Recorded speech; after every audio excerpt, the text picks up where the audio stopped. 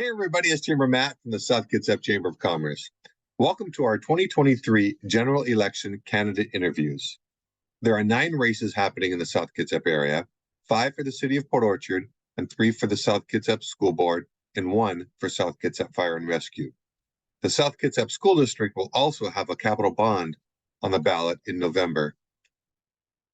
As part of the series, we reached out to all 18 candidates several times to schedule an interview. All but 3 of the candidates responded. We asked all the candidates in each race the same questions, and none of the candidates had the questions in advance. I let the candidates answer the questions as best they could. I then spliced together the interviews so that you could have a side-by-side comparison. Big disclaimer here, I am not a professional editor. We did these interviews on Zoom, so please be patient with my editing.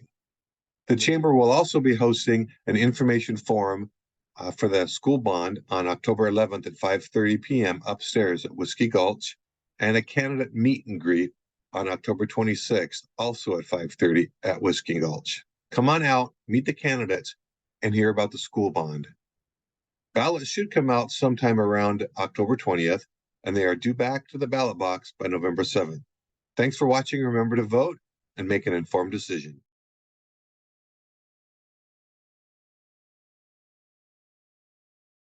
Hey everybody, it's Chamber Matt, and today I'm interviewing Jay Villers from the running for school board member district number 5.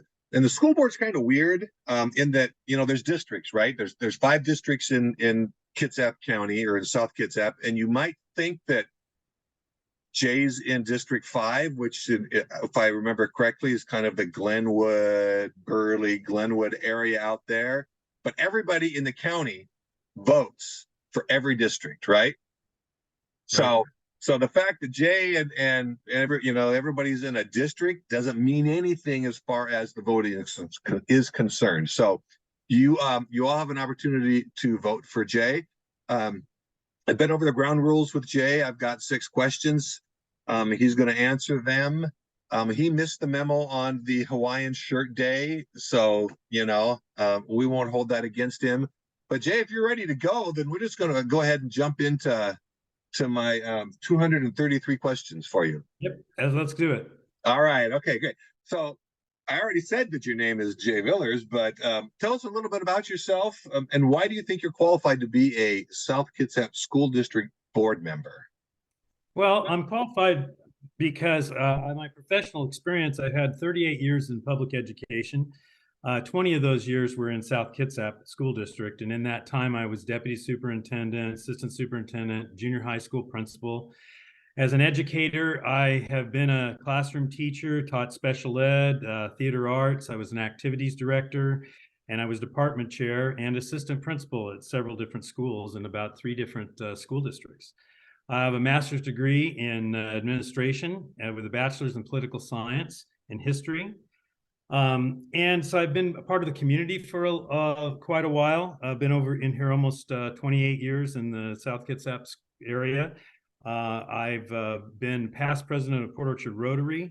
I've been I'm a member of the Morning Kiwanis Club currently. I was Buyers Committee president for the South Kitsap FFA, and I was with the local Boy Scouts of America as a committee chair. So I've been in the community for a long time. I've had 3 kids that have gone through the South Kitsap School District from kindergarten through 12th grade, and they're doing well. And I just want to get back to the community. I've got a lot of experience about education, and I think what I have can offer some solutions to making our relationship with the community better. So that's what I think. All right, outstanding. Thank you, Jay. Hey everybody, it's Chamber Matt, and today I am joined by Rhonda Edwards, who is running for South Kitsap School Board District 5. Thank you. Thanks for joining me today. You're welcome, and thanks for having me. Appreciate it. So the process is going to be pretty simple. I'm going to ask you a question, and you're going to answer it. And then from there, we'll go on. We have a total of 6 questions. And so without any further ado, let's go ahead. All right. Okay. So the first one is simple. Tell us about yourself, and why do you think you're qualified to be a South Kitsap School District board member? Righty. Well, I'm born and raised in Port Orchard, third generation. My grandkids are now in school, and that's the fifth generation. My folks both came from large families. I come from a large family as well. And school has always been extremely important to our family, getting a good education. So I have been in business now for 35 years. I was a broker for 10 years and then owned my own brokerage company, Remax, for 23 years. And so with that comes a lot of experience in business. And I believe the school district is a business. $275 million budget, and it requires a lot of business-minded decisions. And so I think I'm very well qualified. I have a love for our kids. I think they're our future. They're our national treasures. And I see this as a voluntary position for a way to give back to the community that I love so much. All right, thank you. You're welcome. So now the first real question here coming up is, what do you think are some of the biggest opportunities for the South Kitsap School District, and why? I think one of the biggest opportunities we have is to take a look at our schools and come up with a plan to consolidate some of our elementary schools with lower enrollment. And I think with that, we can talk about doing additions to existing elementary schools, building a new junior high on perhaps the property that we already own out by Old Clifton, as well as a second high school. I think it's a great opportunity. I think there are a lot of people interested in updating our schools for our kids. And it's a real challenge, though, to figure out what is the best way to do that. I don't believe I think our greatest challenge then, on the other flip side of that, is the challenge is to figure out, can we actually build the elementary schools that they're trying to build at Awalla Elementary, at also South Colby, due to all the environmental challenges that those properties face. Since those schools were built, we've had Growth Management Act, we've had Department of Ecology laws, we've got critical ordinances, and anything to do with the salmon stream makes it highly difficult to get anything built within those areas. So I think we have an opportunity to really step back and take a look at our lower enrollment rates, and how to consolidate and save money, and look at, a new way of doing our schools. So the first real question then is, what do you think are the biggest opportunities that the South Kitsap School District has, and why? Well, I think one of the biggest opportunities is that we can connect with the community, and if the community supports our students, then they're winners, because they're a reflection on how healthy we are. As far as kind of specifics go, I would say that student achievement is an area that we always strive for and need to improve. And I think that that's an area that we're going to do that ongoing. And I think that with student achievement, what we need, one is, of course, physical resources. All of our schools are extremely old, well kept, though, with our facilities and operations with as much as they can do, but they're all over 30 years old, and our students need to be in schools that are state of the art so they can have opportunities that will help them succeed better. That's not all of student achievement, though. I think student achievement is also met by consistency with skills and support.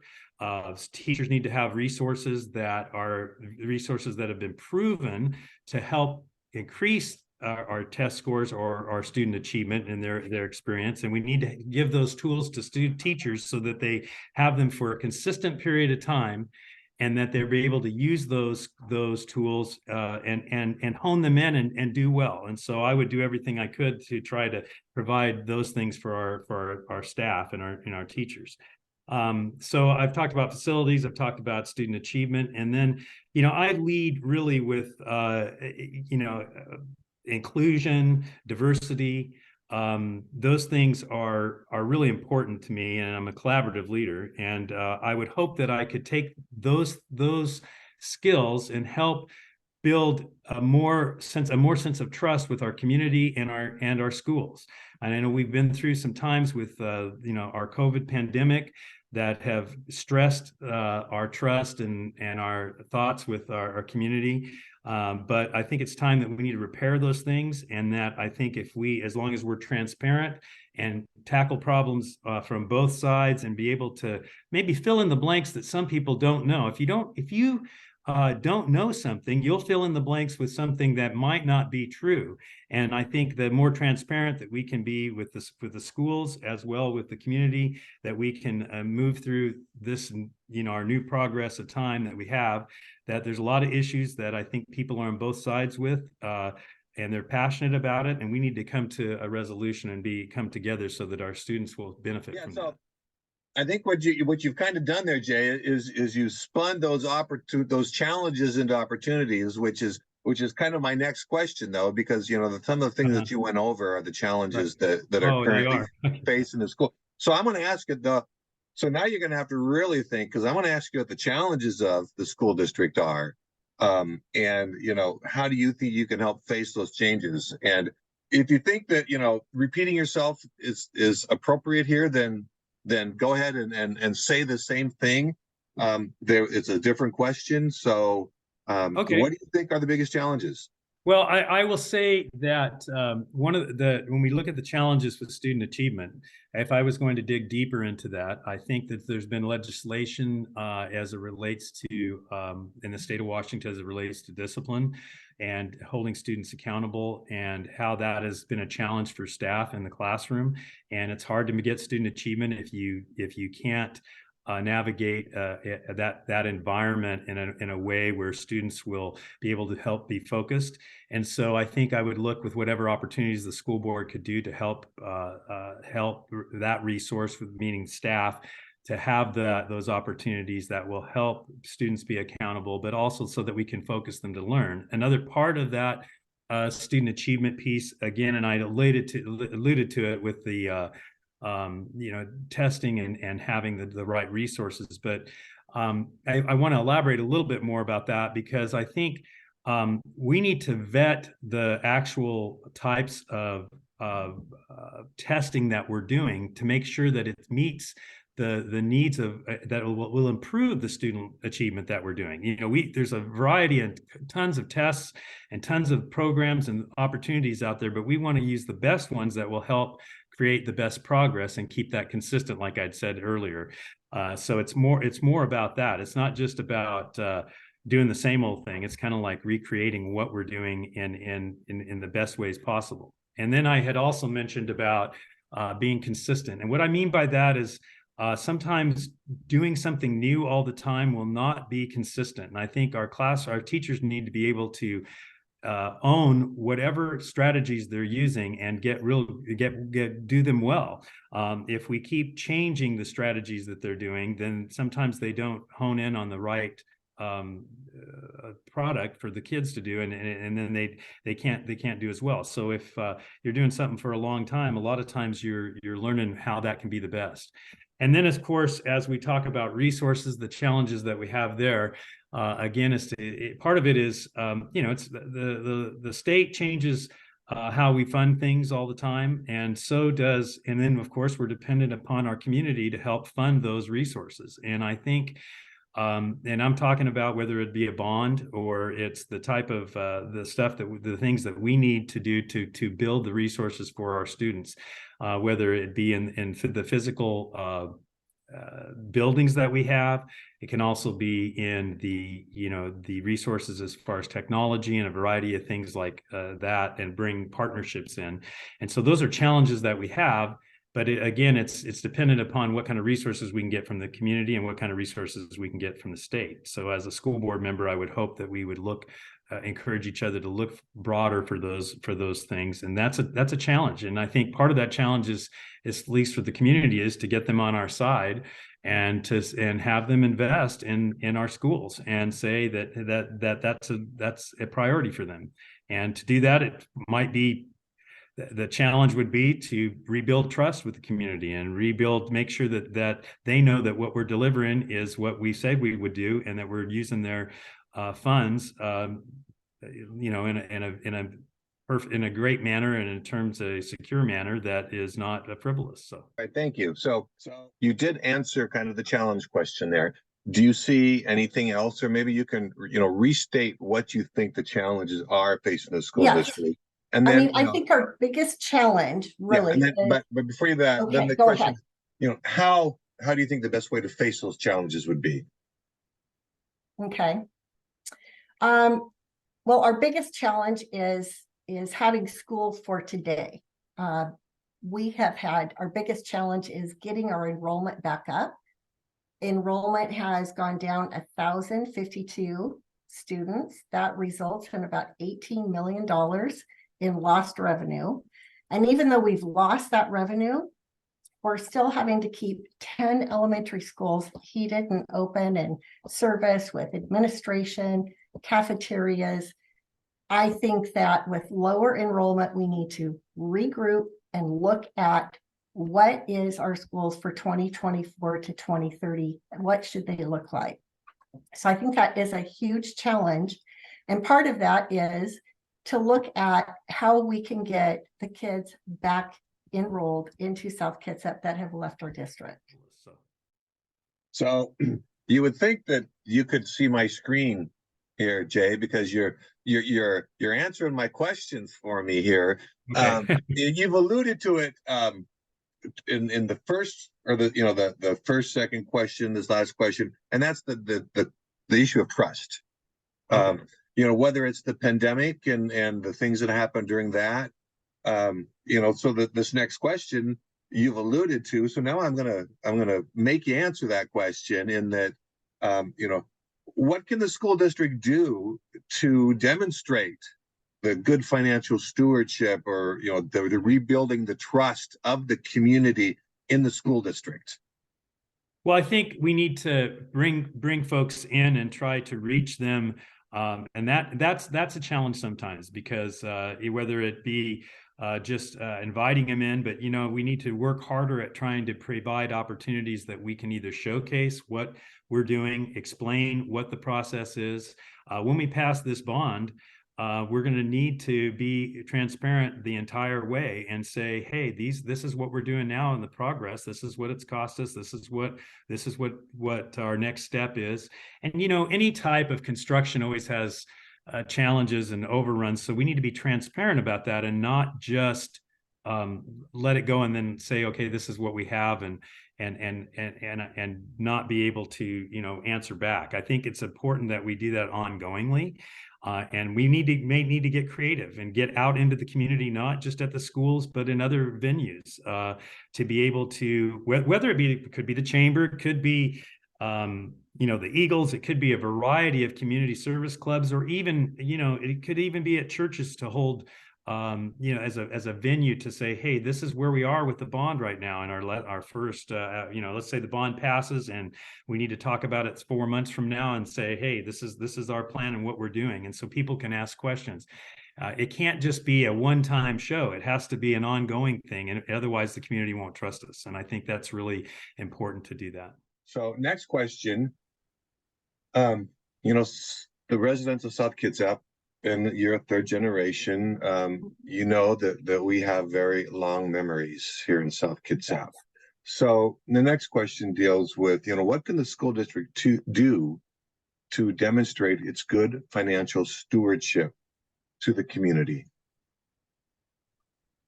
Well, I think having a balanced budget would help. We started out the beginning of the year in February getting a report from Monica that we were approximately $12 million in the red. That was astounding that, our district could be in the red that much. I think there's been a lot of disappointment in the fact that the school did use some of the COVID funds along with general budgeted funds to do a school pool repair. They signed a contract for $5.4 million. That pool is now up to about $11.5 million. And as far as I know to date, it's still not open and it's still not completely finished. So we won't know what the final bill is, but it could be topped out at 12 million, 12.5.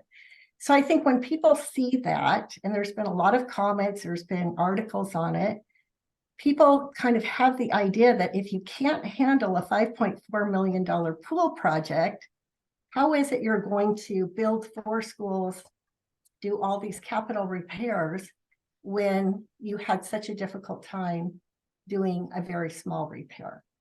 So I think you have to show the people that you have done your due diligence. Obviously, there were some cost overages that nobody saw. I have not seen the contracts. I don't know what those overages were.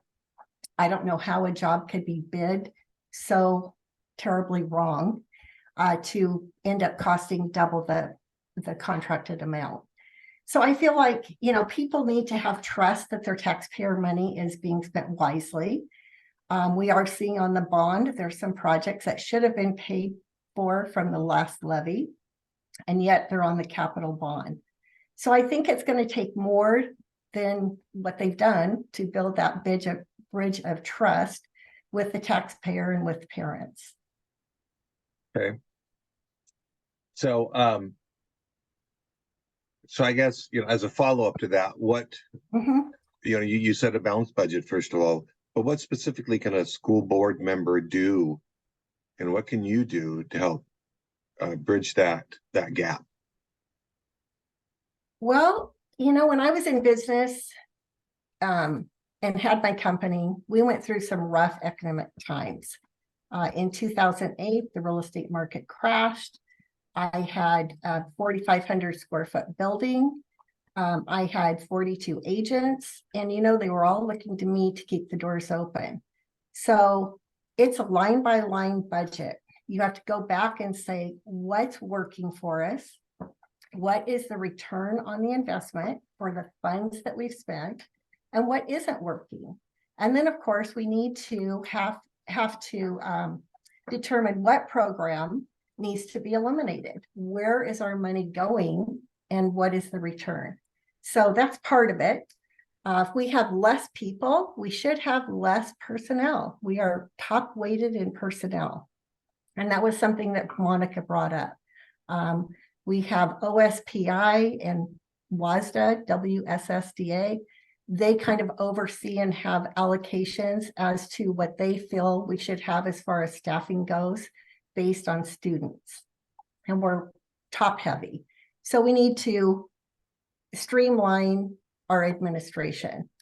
I feel like that's a great start. You can't change what you don't acknowledge. And there are some people that have not gone back and looked at programs. We just keep adding to it and adding to it. Sometimes you have to stop and eliminate what isn't working. If the community does not support this upcoming school bond, and this upcoming school bond is a wide-reaching school bond. It's not just one thing in particular. But if the school board, or if the community does not support the school bond, what actions can the school board take to address the declining condition of the district facilities? Well, that's a great question, and I'll tell you what, it's something that one, I think there needs to be a priority list of what's probably the most important thing, because there's a lot of pieces on that are from mechanical to building to a variety of things. But as far as we want to make sure that kids are safe and that they're dry and that they are in a comfortable place, I think we need to look into ourselves and say, what can we tackle on that piece?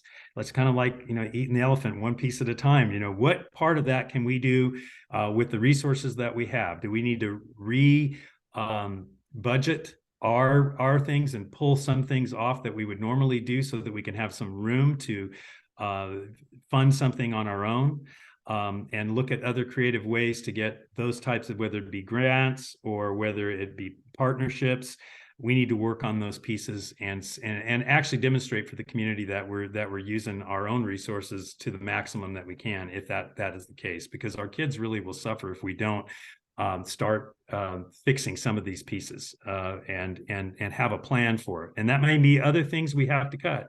I don't know what they are right now, but I think that's where we're going to have to do some introspection with the board and determine what it is that, because we need to have some priorities and to make some moves forward. And I do think when we do that, that also will provide an example of show the integrity of our school district and show that we are partners with the community and that we're trying to make their funds go the best that they can. And believe it or not, Rhonda, we are almost done. So yeah, that was question number 4. Here comes question number 5. If the community does not support the upcoming bond, what actions should the school board take to address the continuing decline of our district facilities? Well, again, going back to my own business, if I had an employee leave, I always had an exit survey. I wanted to know, what was I doing right? What could have I done better? And, if they were going to another job, what could have I done to keep them? Because, it's expensive to hire people and train them. So, I feel like there's not been any survey done to talk to the parents that have left. We have parents that have taken their kids to private school or homeschooling. We have churches that are mobilizing around homeschool students saying, hey, we'll provide you with a place to come in and play volleyball and have extracurricular activities and social time with your child. We have parents that one parent has quit their job in order to be home with their child because they're unhappy with the school. So what is that dissatisfaction? What can we do to turn it around? And you're not going to know unless you ask the questions. And I think sometimes we don't ask questions because we don't want to know the answer. So the problem with that is, if you don't know, you can't change what you don't acknowledge. So we really should go back. We should be talking to all the parents that left our school district, and we should do a survey. We should also do a survey of the parents that are at our school. I know that the private schools have 50 to 60 people on their waiting list, and more people are going to meetings to talk about homeschooling because, again, there is a level of dissatisfaction with the way the school is being run. I think safety is a big concern. I think some of the programs that they've introduced has been a huge concern, and there's been a lot of backlash and a lot of people coming to the board meetings to say, we don't like this program. We don't think it's education. We think it's indoctrination. Now, I haven't looked at all the curriculum. I can't answer that question, but that's how people feel. So you have to address that problem. You have to get the curriculum out there so that people can see that, no, it is true education, so that they understand what the school is trying to bring in. So I think there needs to be more transparency. And with that will come trust. And we need to have, board meetings in a place where more than 10 to 15 parents can actually attend. It's a very small room. It's very crowded. They start their meetings at 5. A lot of people don't even get off work till 5. So by the time they get there at 5:30, the meeting's already started. You can't sign up to speak because, you weren't there prior to 5. So I think, changing the board meeting would be a good start. Go ahead and start the meeting at 5:30. For those that get there a little bit late, let them still sign up and speak at the end of the meeting. So we need to be more accommodating to the parents, and we need to use the communication program that we already have in place. I mean, they have a great communication to where they can send out emails, text messages to parents if a bus is going to be 10 minutes late. So why aren't we utilizing that to encourage people to come to board meetings and speak their mind and learn about the curriculum that we're going to be introducing? And so we just need to use some of the systems that we already have in place We need to do surveys. We need to be more transparent. We need to listen to the parents. And then if they have fears that just are misplaced, well, let's show them what we're really doing and why it's a good program. We should be able to support any program that we're introducing.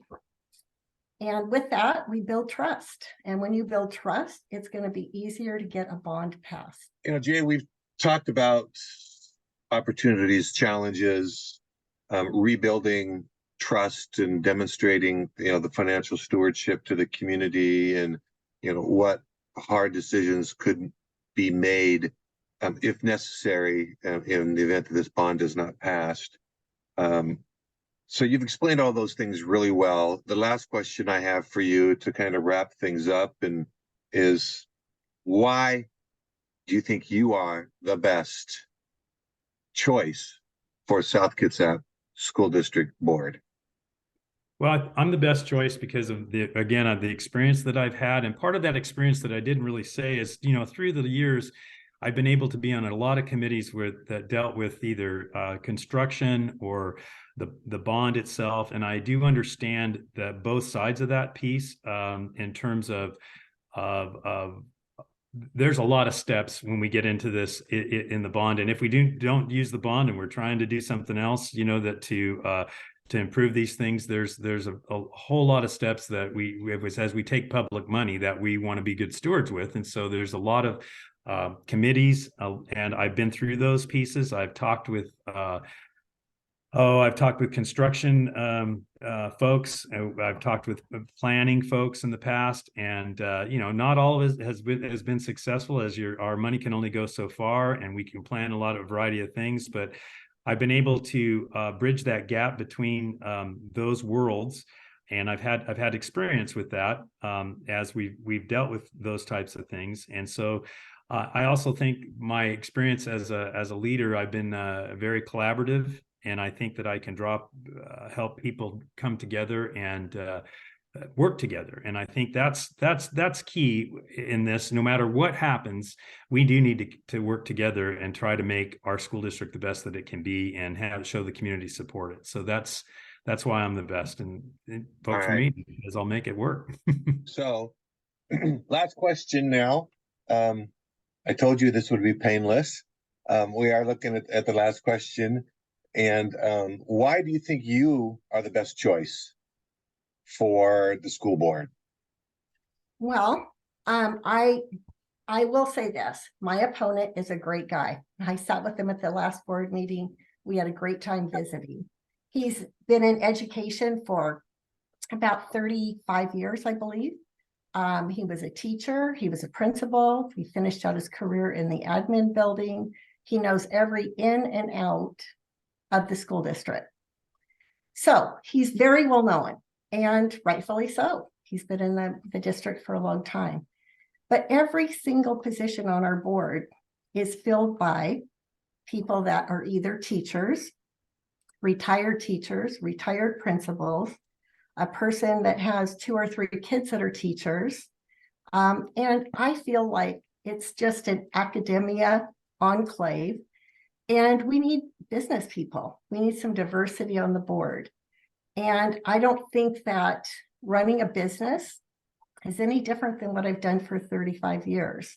And what I don't know about the curriculum, I can learn.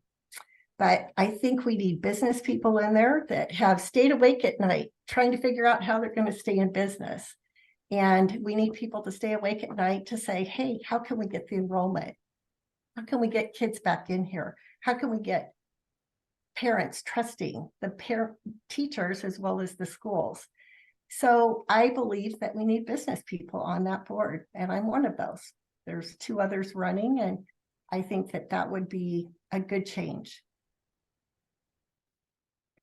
All right. So, Jay, I'm hoping this wasn't too painful. You're not sweating bullets or anything like that. So no. I'm glad of that, but I'm hoping that the folks that watch this will get a little bit better idea of, who you are, what you stand for, what you believe. I want to remind everybody that the due date for your ballots is November 7th. And, they should be hitting everybody's mailbox coming in probably about October 20th, somewhere in that vicinity is when they should be hitting your mailbox in that week. Encourage everybody to number one, vote, and then B, make an informed decision when it comes to voting.